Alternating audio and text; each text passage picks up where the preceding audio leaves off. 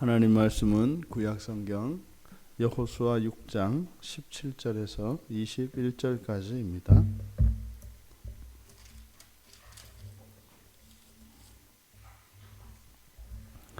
우리 같이 17절부터 21절까지 함께 읽겠습니다. 이 성과 그 가운데에 있는 모든 것은 여호와께 온전히 바치되 기생 라합과 그 집에 동거하는 자는 모두 살려주라. 이는 우리가 보낸 사자들을 그가 숨겨주었음이니라. 너희는 온전히 바치고 그 바친 것 중에서 어떤 것이든지 취하여 너희가 이스라엘 진영으로 바치는 것이 되게 하여 고통을 당하게 되지 아니하도록 오직 너희는 그 바친 물건에 손대지 말라. 은금과 동철기구들은 다 여호와께 구별될 것이니 그것을 여호와의 곳간에 드릴지니라 하니라. 이에 백성은 외치고 제사장들은 나팔을 불매 백성이 나팔 소리를 들을 때에 크게 소리질러 외치니 성벽이 무너져 내린지라. 백성이 각기 앞으로 나아가 그 성에 들어가서 그 성을 점령하고 그 성 안에 있는 모든 것을 온전히 바치되 남녀노소와 소와 양과 나귀를 칼날로 멸하니라. 아멘. 이제 일곱째 날이 되어서 이제 일곱 바퀴를 돌고 그리고 제사장들의 제사장들이 나팔을 불 때 백성들이 외쳤습니다. 그랬더니 여리고성이 무너졌고 이제 그것을 정복한 이야기인데, 그때 이제 그 성 가운데 있던 그 라합이 이제 구원받는 이야기가 들어가 있습니다. 그 라합을 구해주는 이유는 그 정탐꾼들을 숨겨줬기 때문이죠. 그런데 그 라합과 그 집에 있는 사람들을 제외한 나머지 모든 생명에 대해서는 온전히 여호와께 바쳐야 합니다. 온전히 여호와께 바친다라고 하는 것은 진멸시키는 것을 말합니다. 이것을 헤렘이라고 하는데, 이스라엘의 이 정복 전쟁의 특징, 그것이 이제 헤렘입니다. 그래서 온전히 진멸해야 되는 이 헤렘이 사실상 모든 전쟁에 적용이 되는가 하면 그렇지는 않습니다. 그래서 가나안 땅을 진멸하도록 하나님께서 이스라엘 백성들에게 명하셨습니다만 실제로 이 헤렘을 지키는 경우는 극히 적습니다.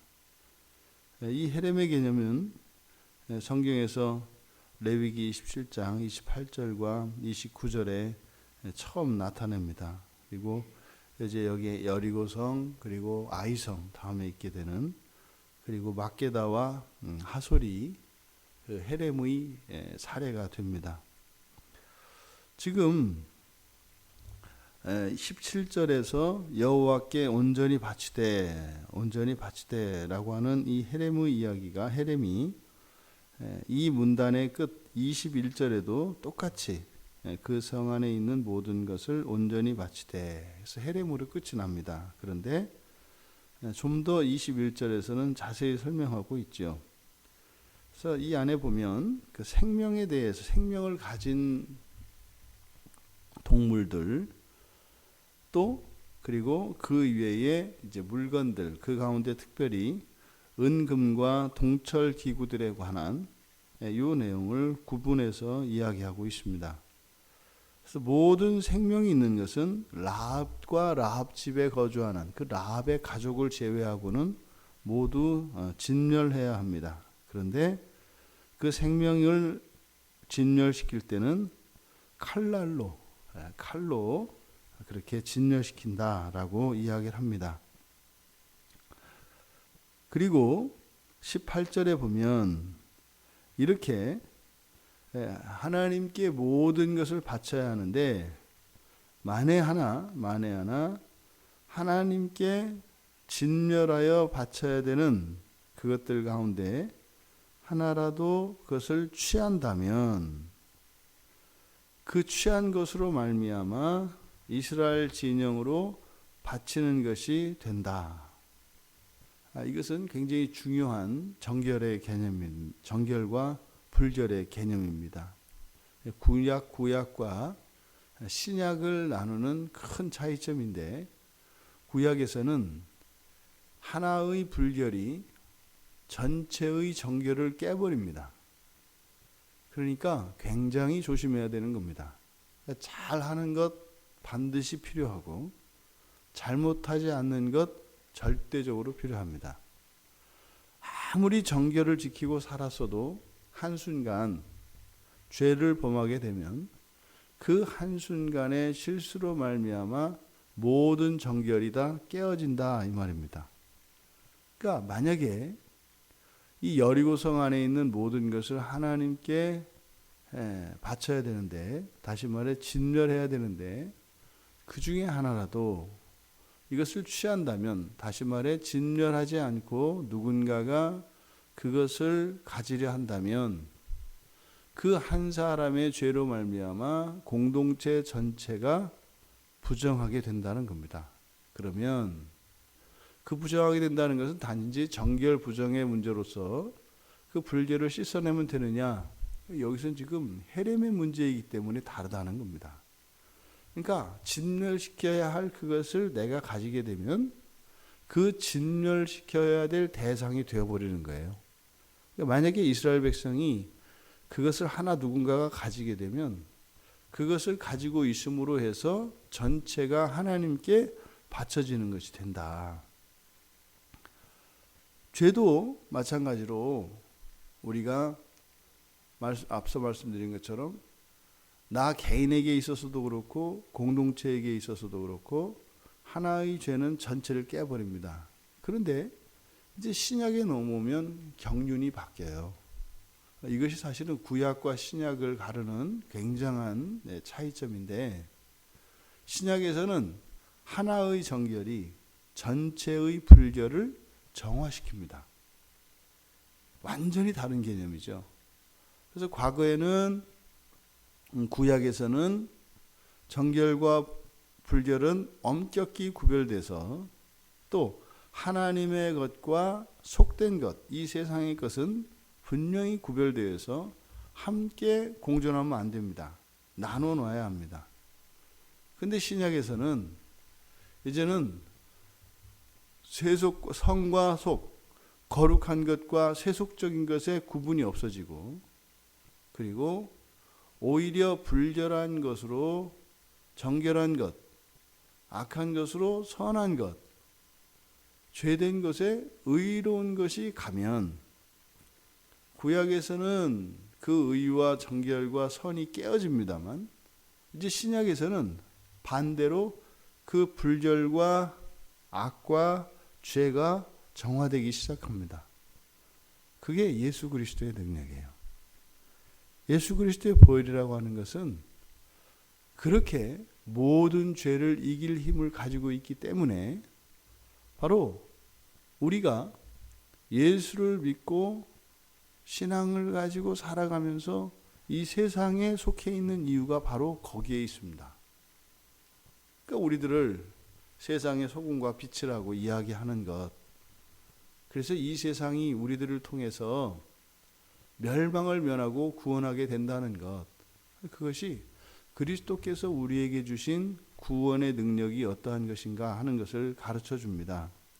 하지만 아직 그 하나님의 이 구원의 경륜이 온전히 드러나지 않은 시기였기 때문에 이때는 온전히 바친 것을 취하면 취한 그것으로 인해서 공동체 전체가 진멸되어야 하는 그런 위험에 노출되게 되는 것입니다. 그래서 고통당하게 되지 않도록 그 바친 물건에 손대지 말라라고 명한 것이죠. 기생 라합과 그 집에 동거하는 자들은 사자들을 숨겨주었기 때문이었습니다. 그래서 진멸을 면하죠.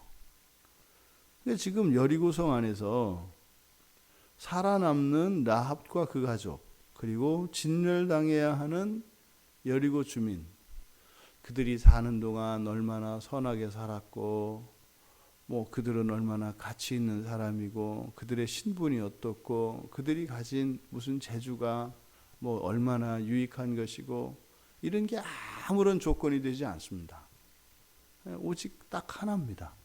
그냥 그들이 우리가 보낸 사자들을 숨겨주었기 때문이다 라고 하는 거죠.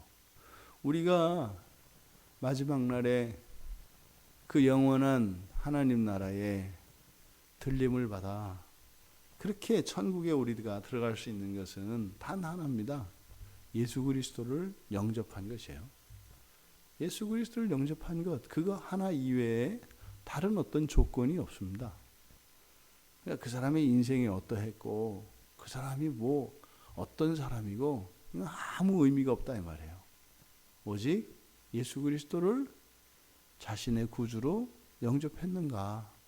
그것 하나만 우리들이 진멸당해야 할 여리고성과 같이 하나님의 진노와 심판 아래 놓이게 될 이 세상 가운데에서 진멸을 면하게 되는, 아니 진멸을 면하는 정도가 아니라 하나님의 자녀가 되고 하나님의 기업을 물려받는 상속자가 되는 이 일이 우리들에게 일어나는 겁니다. 그러니까 예수께서 우리를 찾아와 주신 것이 얼마나 감사하고 영광스럽습니까? 이 기생 라합의 집에 이 정탐꾼들이 들지 않았더라면 라합이 아무리 살고자 해도 살 수 없었습니다. 손님을 맞이하느라고 번거롭고 수고스러웠는지는 모르겠지만 그로 인해서 라합과 그 가족이 누리는 유익은 어마어마한 것이죠. 우리가 이 세상 살아가며 신앙생활하는 것, 이것은 곧 주님을 섬기는 일입니다. 주님을 섬기고 영접한 그 대가가, 그 보상이 우리에게 구원으로 주어지는데, 그것은 우리가 한평생을 주님을 섬기고 아주 힘든 시간을 보낸다 할지라도 그것은 말로 다 할 수 없는 유익과 영광이 우리에게 있다는 것을 가르쳐 줍니다. 이어서 19절에서는 은금과 동철 기구들에 대해서 이야기를 하는데, 그것들은 여호와께 구별될 것이다 이렇게 얘기합니다. 여호와께 구별될 것이다. 이것은 지금 하나님께 드려지는 것이 아니라 이것은 앞으로 그렇게 될 것입니다. 그래서 그것을 여호와의 곳간에 드리라 라고 얘기합니다. 구별될 것이라고 하는 의미는 후에 이제 여호와를 위해 쓰일 것을 말합니다. 그러니까 이것은 후대에 가서 이제 솔로몬에 의해서 성전이 지어질 때 그때를 암시하는 것이다 이렇게 이야기를 합니다. 그러니까 이 은금동철은 불변하는 것으로서 하나님의 그러니까 성전을 짓고 하나님의 그 성전에 쓰이는 그 모든 도구들을 만들기 위해서 후에 사용될 것을 암시하고 있습니다. 이제 이렇게 여리고성이 진멸되는 그 안에 이렇게 라합의 구원의 이야기가 있고, 또 은금 동철 기구들이 여호와께 구별되어서 곳간에 드려지라고 하는 명령이 중간에 들어가 있습니다. 그리고 나서 20절에 다시 이제 여리고성을 진멸하는 장면이 나오는데, 앞에서 우리가 살펴보았던 것처럼 계속 이 나팔을 부는 이야기가 나오고 백성들이 소리 지르는 이야기가 나옵니다. 이게 뭐예요? 지금 보십시오. 20절에 백성이 외치고 제사장들은 나팔 불고, 백성이 나팔 소리를 듣고 크게 소리질러 외치고, 하나님께서 여호와께서 맨 처음 여호수아에게 명하신 것과는 많이 달라져 있습니다. 여호와께서 여호수아에게 명하신 것은 6일 동안은 조용합니다. 조용합니다. 그리고 마지막에 한번, 마지막 7째 날에 그 양각 뿌리, 양각 나팔이 길게 불릴 때 그때 한번 소리를 지릅니다. 그때 외치는 거죠. 주여 하고 외치는 것이라고 말씀을 드렸잖아요. 그때 무너지는 겁니다. 그러니까요, 아주 심플합니다. 이렇게 뭐 한 것 같지 않습니다. 그냥 간단합니다. 그러니까 사실 그죠? 군대 대장 되시는 예수 그리스도께서 오시면 그때 주님이 오신 것을 알리는 거예요. 그리고 주님을 영접하면 그 주님이 그냥 여리고성을 무너뜨리고, 그러면 무너졌으니까 들어가면 되는 겁니다. 들어가서 모든 것을 진멸하면 돼요. 근데 지금 20절 보십시오. 백성들이 외치고 제사장들 나팔 불고, 나팔 소리 들으니까 또 크게 소리질러 외치고, 좀 부산하지 않습니까? 그러니까 뭐 많이 하는 것 같아요. 열심히 하는 거예요. 열심히. 그러니까 하나님이 이렇게 하라 그러면 우리들이 어떻게 돼요? 알아듣고 그 다음부터 열심히 하는 겁니다. 하나님은 열심히 하라고 하지 않아요. 그냥 그대로만 좀 해라. 그러니까 항상 말씀드리죠. 하나님은 다 생각이 있어요. 그냥 아무 생각 없이 하는 게 아니라 다 생각이 있다고요. 그러니까 하나님이 무슨 얘기를 이렇게 하시면 그냥 그대로만 하면 되는데, 하나님이 하신 걸 갖고 또 생각을 해요. 그러니까 거기에다가 뭐를 자꾸 더 붙인다고요. 그러니까 부산해지잖아요. 뭐 백성들이 먼저 외치잖아요. 그러니까 제사장이 또 거기 맞춰서 또 나팔을 불잖아요. 또 나팔을 부니까 또 이제는 어떻게 해요? 앞에서 외쳤으니까 이제는 더 크게 소리질러 외치잖아요. 그러니까 정말 무슨 코미디 같은 이런 일이 하나님의 말씀이 우리들에게 주어졌을 때 일어나요. 그러니까 절대 여러분 기억하세요. 하나님은 우리들을 뭐 어떤 목적을 위해서 뭐 이렇게 부려먹으려고 데려오시는 게 아니에요. 그러니까 우리 이렇게 사람 손이 필요하고, 여러분들이 가진 무슨 재주나 능력, 뭐 심지어는 재산, 뭐 이런 게 필요해서 우리를 구원하시는 게 아니라니까요. 그러니까 착각하지 마시라고요. 우리가 존귀한 건 맞아요. 근데 그런 의미는 아니라고요. 일 잘하기로 치면 천사가 최고라니까요. 우리가 어떻게 천사만큼 일을 해요? 아니, 우리 생각에도 훨씬 일 잘할 천사가 있는데, 여러분 알지 않으세요? 그 뭐 우리를 갖다 쓰시겠냐고요. 그러니까 아니에요. 절대 일 때문에 우리를 데려오시는 게 아니라니까요. 그러니까 오히려 하나님이 조심스러워요. 우리에게 많이 시키면 시킬수록 하자가 더 많아지는 거예요. 그러니까 정말 우리들이 할 수 있는 것은 최소한의 일만 하는 거예요. 최소한의. 많이 하는 게 아니라. 보세요. 뭐 소리 지르고 제사장 나팔 불고, 그러니까 아까 소리 질렀으니까 나팔 듣고 하는 거니까 더 크게 소리 지르고, 성벽이 무너지는 것도 아주 부산해요. 그냥 주님이 그냥 딱 하는 게 아니라 그냥 뭐 오만 팔방 사람들이 뭐 별짓을 다 하는 거죠. 그러니까 그 요란한 모습이 이렇게 보이잖아요, 교회 안에. 그러니까 또 요란하지 않고 또 일사불란하게 착착착착 되면 되는, 그게 아니에요. 그저 예수 그리스도 한 분만 주인공이 되셔야 돼요. 언제 어디서나 예수님만 주인공 되셔야 돼요. 나머지는 잠잠하고 말입니다. 나머지는 그냥 흑백이고 주님만 칼라야 돼요. 네? 그냥 다 흑백인데 주님만 그 천연색으로 잘 이렇게, 이게 이제 하나님께 영광 돌리는 거고, 오직 우리 주님만 영광 받으시는 거예요. 그렇게 가야 되는 거죠. 그런데 지금 여기서 다시 한번 그 마샤크가 아니라 계속 타카라는 말을 계속 써요. 계속. 그러니까 여호수아는 계속 그 얘기를 하는 거예요. 이거 아니었다. 이거 아니었다. 이거 아니었다. 여호와의 명령과 달랐다는 거예요. 그래서 이 사실을 계속 여호수아는 이것을 고발합니다. 그런 반면에 기생 라합의 집을 구원하는 이 여호수아와 그 백성들을 보세요. 그러니까 라합에게 했던 약속 있잖아요. 그렇죠? 그것이 온전히 지켜집니다. 온전히 지켜집니다. 그러니까 사람과 사람 사이에 있었던 이 약속과 이 명령은 그대로 지켜져요. 있는 그대로. 그런데 하나님의 명령만은 그대로 안 지켜져요. 이게 참 아이러니죠. 그죠? 그러니까 하나님의 명령은 그대로 지키고, 사람 사이에서는 좀 덜 지키더라도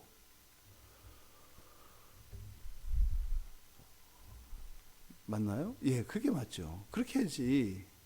하나님의 명령을 듣지 않고 사람 사이의 약속과 그 명령을 온전히 지키려고 하는 이것은 참 어리석은 일이지 않습니까? 그런데 그렇게 해요. 그러니까 사람들 사이의 일에 있어서는 그 온전히 순종하는데 유독 하나님의 일에 대해서는 그렇게 온전히 순종하지 못하는 이것이 우리들의 슬픔입니다. 그것을 여호수아가 지금 고발하고 있는 겁니다. 여러분, 이스라엘 역사에서 정말 영광스러운 사건들이 몇몇이 있어요. 근데 이 여리고 점령 사건은 이스라엘 역사에서 굉장히 영광스러운 사건입니다. 그럼 이런 거라면 사실은 또 그 주인공이지 않습니까? 여호수아가. 그러면 그 여리고 정복 사건을 오히려 더 미화하고 그래야 되지 않겠어요? 근데 여호수아는 지금 그 사건을 자신을 포함한 제사장과 백성들의 허물을 여기에 고발하고 있다고요. 물론 이걸 복선으로 깔아놓고 있습니다만, 그러니까 그 답을 우리가 신약에서 찾을 수 있습니다. 히브리서 11장 30절에 보면 여리고성이 무너진 것은 이들의 순종으로 된 것이 아니라고 해요. 순종이 아니라 믿음으로 된 것이다. 이렇게 얘기를 합니다. 무슨 말이에요? 이들이 온전한 순종이 아니라 불완전한 순종을 했는데 그런데 성이 무너졌다고요. 그러니까 우리가 어떻게 생각할 수 있어요? 관점이 바뀌지 않으면 우리가 제대로 했나 보다 이렇게 생각한다 이 말이에요. 왜요? 일이 됐으니까. 그런데 그 여리고성이 무너진 것은 믿음으로 성이 무너졌다 그래요. 보세요. 여호와의 명령이 여호수아에 의해서 그리고 제사장과 백성들에 의해서 왜곡이 됩니다. 온전히 그대로 순종하지 않았다고요. 그런데 문제가 있었습니다만 돌긴 돌았어요. 근데 이 돈 행위가 무엇이었다는 거예요? 믿음에 기초했다는 거예요. 그 하나가. 이렇게 부정적인 것들에 대해서 여호수아가 고발을 하고 있는데 히브리서 기자는 그러한 문제점들을 거론하지 않고, 그러니까 뭐겠어요? 그러함에도 불구하고 딱 하나, 여리고성을 돈 그것이 믿음의 행위였다는 거예요. 그래서 성벽이 무너졌다. 마찬가지로 라합도 그 여호수아가 보낸 정탐꾼들, 본문에 사자로 나와 있는데 그 사자들을 숨겨준 그 친절과 사랑, 헌신, 희생, 봉사, 이것이 그 가정의 구원의 이유가 된 것이 아니라 그렇게 한 것이 바로 믿음의 행위였다라고 이야기를 합니다. 그러니까 지금 여기서 여호수아가 이 여리고 사건에 대하여 부정적으로 보도하고 있는 이것은 불순종을 이야기하는 거 맞습니다. 온전한 순종이 아니었다는 거예요. 그렇게 하면 하나님께 온전히 순종하는 게 아니었다는 거예요. 그러지 말았어야 된다는 거예요. 하지만 그것보다 오히려 자신들의 확실한 불순종을 이야기함으로써 이 여리고성 전투에서의 승리는 자신들의 공로나 자신들의 순종으로 된 것이 확실히 아니고 오직 믿음으로 이루어진 것이었음을 강조하기 위한 것이었다. 불순종에 대한 이런 고발을 통해서 이 싸움의 승리의 원인은 오직 믿음이었다라고 하는 것을 암시하고자 하는 것으로 이해됩니다. 이 여리고성 안에 있는 모든 것들은 다 진멸당합니다. 하지만 그 안에서 살아남는 것은 오직 믿음입니다. 은금동철 기구가 의미하는 것은 변하지 않는 것입니다. 변하지 않는 그 믿음. 라합이 정탐꾼들을 숨겨주고 난 뒤에 창문에 붉은 줄을 매달았습니다. 자신이 그 정탐꾼들이 자신에게 주었던 그 약속이 그대로 지켜질 것을 믿었습니다. 그 믿음을 따라 라합의 집안도 구원을 받았습니다. 우리가 구원을 얻을 수 있는 것, 그것은 오직 믿음뿐입니다. 하지만 말입니다. 6장 2절의 말씀에 대한 그 믿음으로 승리를 얻었음에도 불구하고 여호수아는 순종의 문제가 남아 있다는 거예요. 여리고성을 무너뜨렸으니까, 여리고성을 정복했으니까 끝난 게 아니라 순종의 문제가 남아 있다는 거예요. 사실상 여리고 전쟁에 여리고성을 무너뜨리는 싸움은 우리의 싸움이 아니었죠. 군대 대장 되시는 예수 그리스도의 싸움이셨죠. 그러면 우리의 싸움은 그게 아니었다는 거예요. 그러니까 그는 어차피 우리 싸움이 아니니까 그냥 하라고 하는 대로만 하면 되고 요란 법석을 떨 필요도 없었다는 거예요. 그런데 정말 우리의 싸움은 무엇인 거예요? 순종의 싸움인 것입니다. 여리고성은 무너졌습니다만 여호수아와 이스라엘 백성들에게 싸워야 할 싸움은 남아 있습니다. 순종의 싸움입니다. 우리에게도 마찬가지입니다. 예수 그리스도께서 말입니다. 사망을 이기셨어요.